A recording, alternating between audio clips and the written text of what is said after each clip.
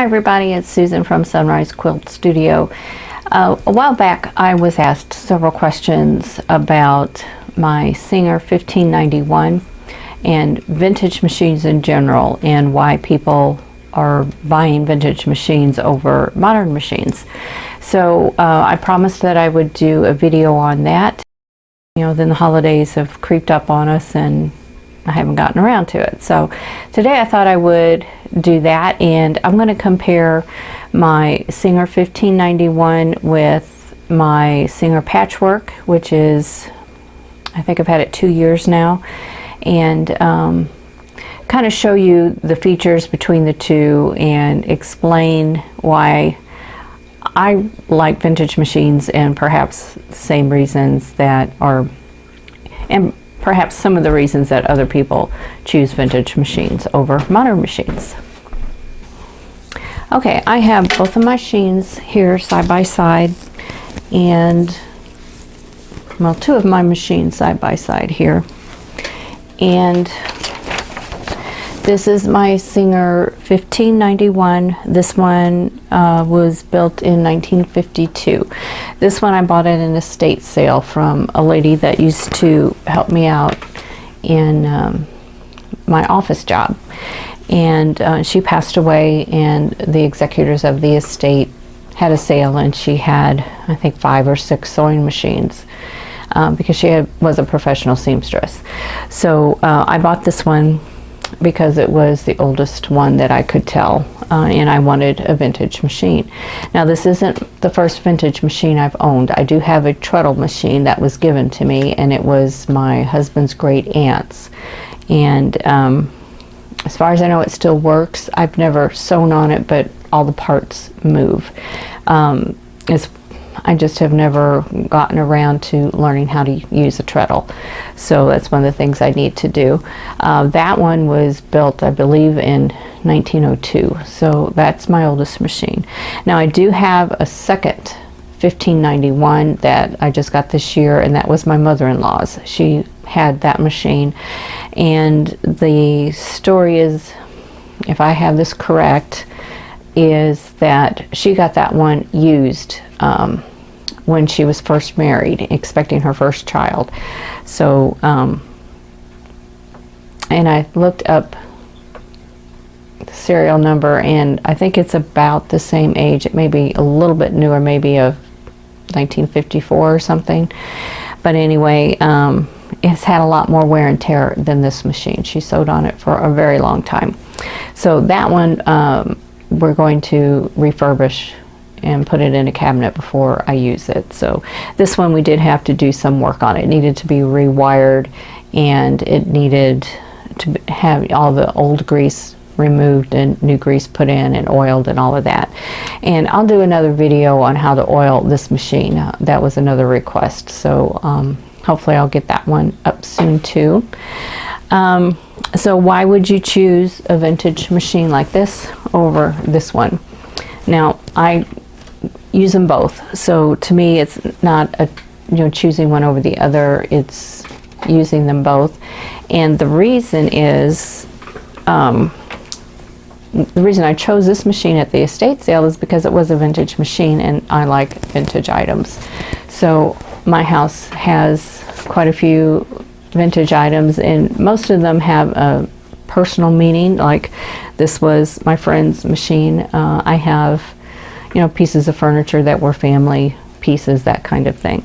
So I've always liked vintage things, and that's just carried on. So, but if you look at the Harp Space, you see how much extra space you have here from here. This barely, my hand can fit here. I could probably get 2 hand widths under here. So especially when you're quilting with a domestic machine, this one is a lot easier because you have more space to put your fabric through. Also, the prices is a big issue, I think. And, a lot of people will buy these for environmental purposes anyway, because a lot of times people will take these machines out, throw them in the landfill, and then they use the cabinets as, decorative pieces in their house, like designer or end tables, or just, you know, focal pieces in their house. You know, they really don't need to remove the machine to do that, but these machines are very heavy, so I think that's why they do that. So anyway, that's one issue. Another thing is that these are reasonably priced. You can oftentimes find a machine in a cabinet for about $50, but that's not one that's been refurbished. So if you buy one that's been refurbished, it's going to cost you considerably more, probably $200 to $300 plus. Or if it's one that's highly popular, like a featherweight, those are going to sell for a lot more. But if you are looking for a vintage machine, look at the serial number. This one has a plate right here that has a serial number on it, and look them up, because I have seen machines that are marked as featherweights that are absolutely not featherweights. They are 1591s, or they're 99s, or 66s, or 301s. You know, they could be any model but a featherweight. But people think just because they're old, they're all featherweights. Well, they're not. So look up the serial number on them at, I'll put a website in the link that you can go to and look up any serial number on a Singer, and it'll tell you when those models were made and what model they are. So that's a big help there. Okay. This machine in the cabinet that I bought was, you know, the machine was workable. It needed some work. Like I said before, the cabinet was in really good shape. Now my mother-in-law's, you know, she bought it used, and she used it for years, and she never lived in a house with air conditioning, so it went through the heat and the cold. In fact, her house was heated with wood until probably the last 5 to 10 years of her life. So we had all of these fluctuations in heat and moisture and cold, and the cabinet didn't hold up well, so that cabinet also needs to be refurbished. But this one was in really good shape. So, you know, if you go to flea markets or antique shops, some of these will be selling. Some people will put really high prices on them, but most of the time you can find them for a decent price, because they made tens of thousands of these. I think they made 50,000 of this 1591 in that year range, 1952. So there should be plenty out there, because, you know, these are cast iron. They're not going to, you know, deteriorate that fast. So there should be quite a few of them out there. One of the things that people like about these is that they are cast iron and metal. Things don't break on them as easy as our plastic machines do today. You can make most of the repairs yourself, because they're all manual parts. They aren't computer parts. And, you know, you can change if you break your tension dial for some reason, you can replace it. There's replacement parts are available, and you can get almost anything that you need. You know, it's just a very simple machine. So there's not any computer parts, there's no computer chips, there's no plastic in them. The only thing you'll find is this bakelite material that covers the light here in the back. And mine here is actually cracked, but it still works, and so I have that on there. So that is a big plus.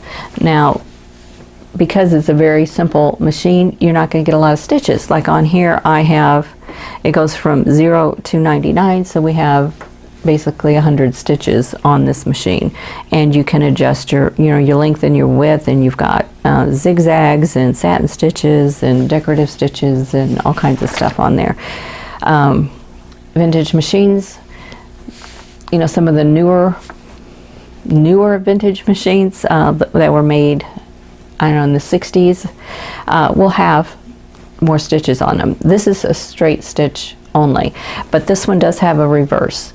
A lot of them don't. So if they're older than this, they won't have a reverse. So if you want to back stitch, you have to actually turn your material around and stitch backwards yourself, or take it out and tie a knot. So, you know, that's one of the the things that you will find.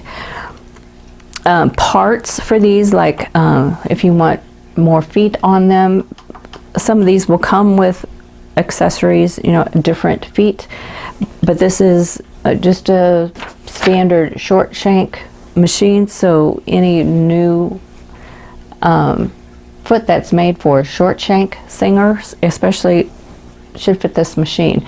But you can't use a zigzag stitch on them. You'll have to, what you have to do is to get attachments, and I've got 2 boxes of attachments on my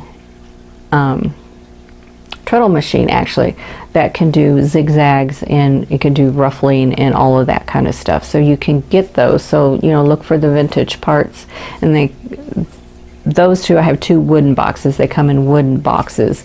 Some of the newer ones will come just in cardboard boxes or plastic boxes, so you can get buttonholers and all kinds of attachments to get these machines to do other things for you.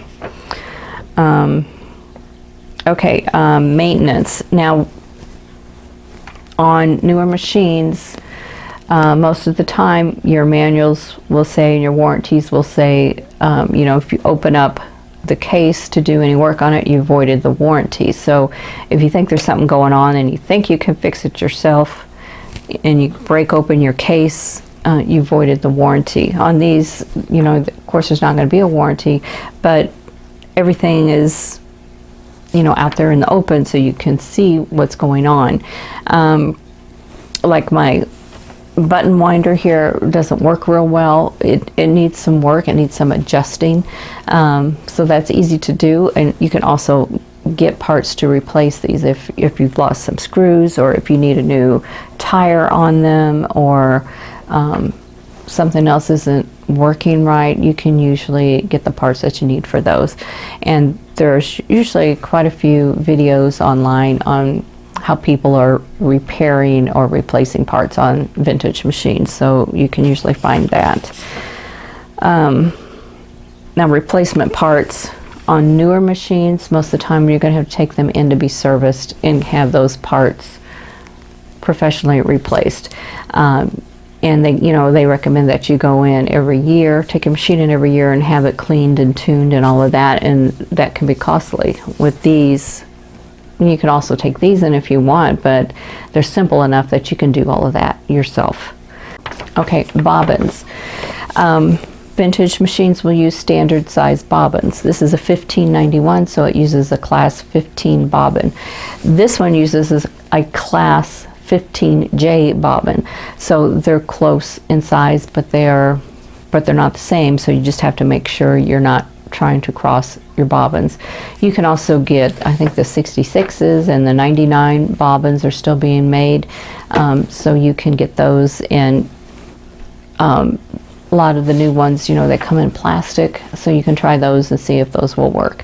On this machine, I've tried the 15 plastic bobbins, the class 15 bobbins on this machine. Don't work as well as the metal ones, so I keep track of my metal 15 ones and use those. And you can also get them online. You can go to eBay or Etsy, or there's different shops that sell vintage replacement parts that you can get. So advantages and disadvantages, it goes both ways. You can, you know, if you're limited on what you can spend and you don't mind doing some maintenance yourself to get these into shape, the vintage ones are great. I mean, they're workhorses. They're just very powerful. They have a powerful motor. They can go through a lot of fabric. This one can handle more than what this one can, even though this one also has a decent sized motor in it. It just seems that this one can power through better. This one is also optional with a knee lever or a foot pedal. Okay, one question I also had was, can you use a standard foot pedal from a modern machine and use it on a vintage machine? And you can, I believe, I haven't tried it, but you know, here is my modern foot pedal. Thing is, it comes with a 1-prong end on it that plugs into the machine. With the Singer 1591, the foot pedal is wired into the machine. So what you'd have to do is, you take your new foot pedal, you'd have to cut off that end and wire it into your machine there on the side. And let me move this here.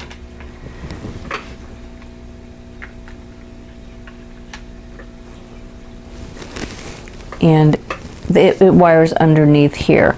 So this is the electric plug here, and it's a 3-prong plug, or it goes into a 3-prong it goes into a 3-prong, where is it? Okay, it goes into a 3-prong outlet. So there's 3 holes in there for the 3 prongs. But back here, the foot pedal wires back here. So let me see if I can. The foot pedal comes through here. This is the foot pedal wire, and it wires up into this unit here. So you have to wire it into the machine. So if you want a standard foot pedal, I think you could probably do that, but you're going to have to know how to wire that in. So I let my husband do all the wiring stuff. I don't do that myself. So there's that, and it's all ready to run. Okay, as far as oiling these machines with my modern one, only place I oil is in the bobbin case.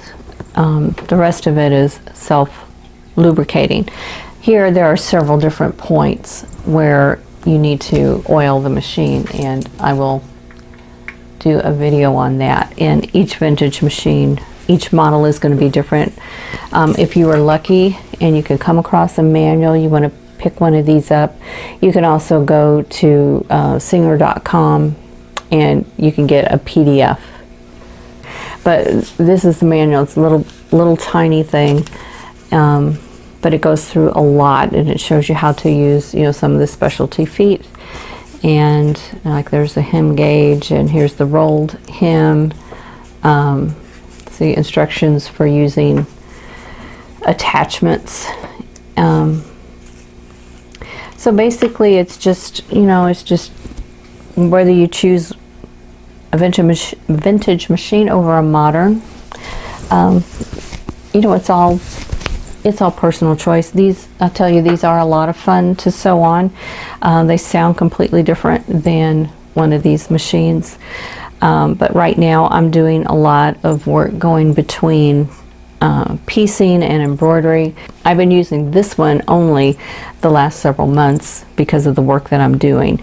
But if I'm doing a piecing project and I'm not going to be flipping back and forth to needing embroidery stitches or something, a lot of times I will use this one. One thing on this one, there are no marks on here as to where your 1/4 inch is, but you can get an after model 1/4 inch foot that'll fit a short shank, and it'll work here. And I do have one, but I kind of bent it. So this is the new 1/4 inch foot that I bought for this machine, and I kind of messed up this little flange here. So I wasn't getting a real accurate 1/4 inch. It comes with this darker metal flange right there.